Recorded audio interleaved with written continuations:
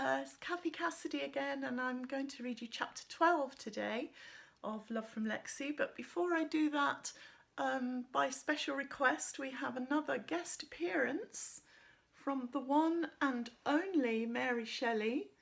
She's not used to getting this up close and personal with a camera, but I think she's very pretty, so hopefully I'm actually holding her right up in the air, so it's a bit scary for her. That's why I've got a scarf underneath her so she doesn't feel scared. She's indoors at the moment because it's gone really cold outside.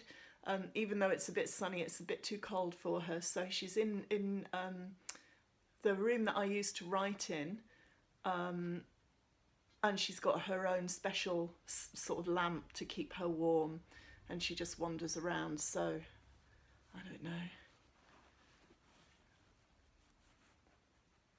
Okay, so I'm gonna just let her carry on and do her thing, and I'll carry on, and yeah, we'll see. Sometimes when I'm writing, actually, she comes and sits on my feet because I think they're quite, maybe to get a bit warm. I don't really know what that's about, but yeah, she's very cool and a good writing companion. So I wanted to read you chapter 12, and as promised, I thought that before I did that, I would just say a little hello to some of the people who've commented on my personal YouTube channel. I know there are also comments on the Kathy Cassidy TV YouTube channel and also on Facebook, but these are just some from my personal one. And so hello to Sophie, to Sean, to Francesca, to Ice Skater, to Spelthy, to Watch Me Dream, who I think is listening far away, so a very special wave for her. To my pal Fanula in Limerick, to Everything Little One, if you're still listening, and Annabelle and Aisha and Borna Angel, who listens every day and makes me feel happy. Veronica, to Natalie in Glasgow, and Delilah, who I know is just tuned in. So yeah, here we go with chapter 12, and as usual, we're going to start off with the bit in between the chapter, which this time is a letter from Lexie, but it's not to her mum, it's actually to the men in suits. So if you remember, they were the guys poking about the library yesterday, and this is what Lexie has written to them. Dear men in suits, sorry, but I don't know your names, and I suppose there might be quite a few men in suits at the town council, and women in suits too. This letter is to the two men who came to Bridge Street Library on Thursday. I don't know what you said or what you did, but it made the librarian cry, and I think that's horrible, because she is the kindest and most hard-working librarian I have ever met, with the coolest hair. Anyway, I was one of the kids doing band practice in the library last night, and we did get a little bit carried away and made a bit of a noise. If that was the problem, then you should blame me and not Miss Walker. We are very sorry. If I've got this all wrong and you are just planning to fix the damp patch and put in new window frames, apologies. Those things would be very nice, thank you. Anyway, please tell Miss Walker, the librarian, that she's brilliant and make her smile, or give her a pay rise or something, because she deserves it. Love from Lexie. Okay, so there's Lexie's letter. And chapter 12 itself is called Books and Dreams. Two of my favourite things in the world. So here we go. Last night we tried to talk to Miss Walker, but she shooed us away, said not to worry, and locked the door and turned away into the darkness.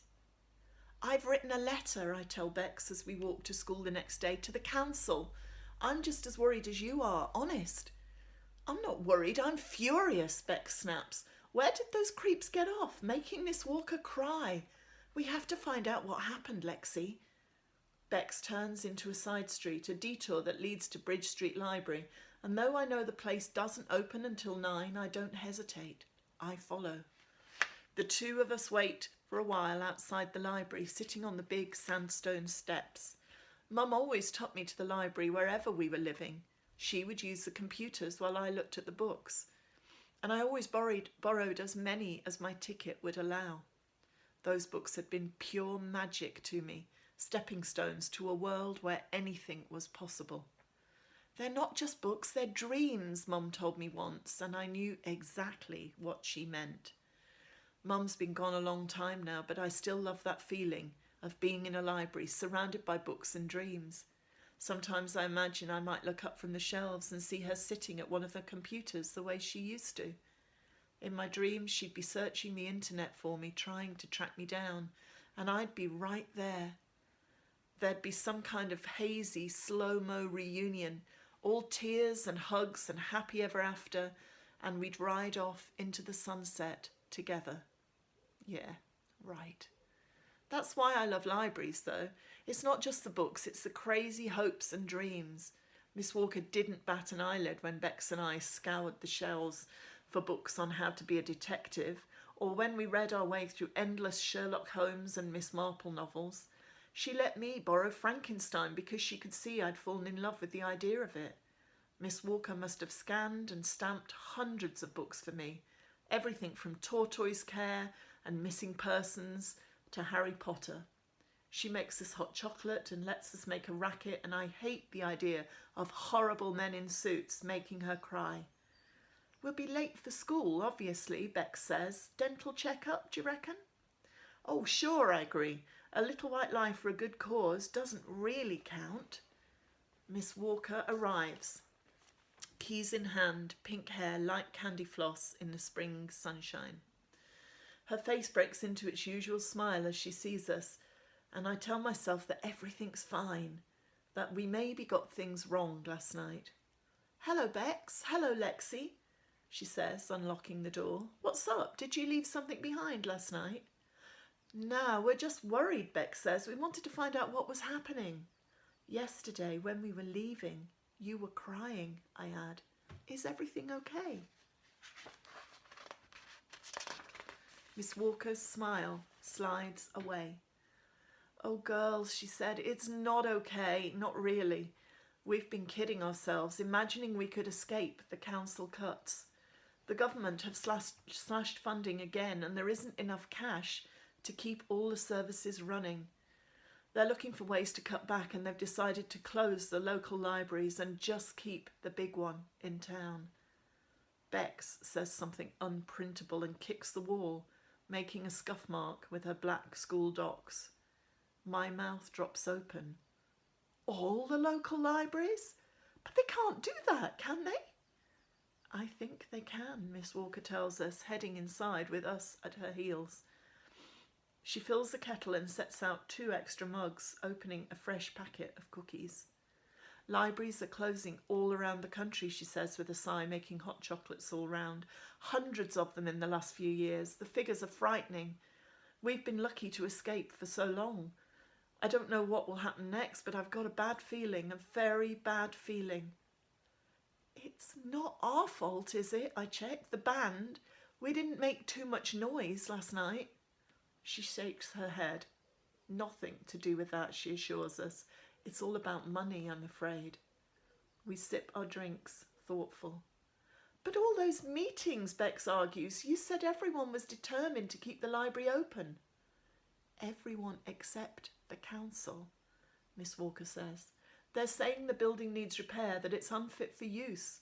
It's not perfect, but it's hardly derelict, is it? It looks like we're stuffed, basically. No way, Bex rages. We'll fight it all the way. We won't let this happen. They can't. Miss Walker leans against the counter, shoulders sagging. We'll fight, she tells us. We won't just roll over and let them win. But Bex has the shine of angry tears in her eyes, and she never cries, not ever. I think of the letter I've just posted. Writing letters is what I do, but it seems childish and futile. One letter? What good could that possibly do? It would take a lot more for the council to sit up and take notice. An avalanche of letters, maybe. The seed of an idea begins to grow in my mind, and the ghost of a smile lifts my spirits. We'll all help, I say, as brightly as I can. We'd better run, though, now. We're late for school already. Dental appointment, Bex says, sadly biting into another cookie. One last thing, Miss Walker says. They're putting us on shortened hours from now on. We'll be closing at 5 every night. No more band practice. You'll need to find another place to rehearse. I'm sorry. Don't worry, I say. I'll tell the others. We'll find somewhere else. And we'll think of something to stop them, Miss Walker. We won't let the library close, I promise. I have no idea if it's a promise I can keep. Rescuing a library may be a step too far, even for me. So that's the end of chapter 12. Stay safe, keep smiling, and stay well. I will see you tomorrow for chapter 13, but until then,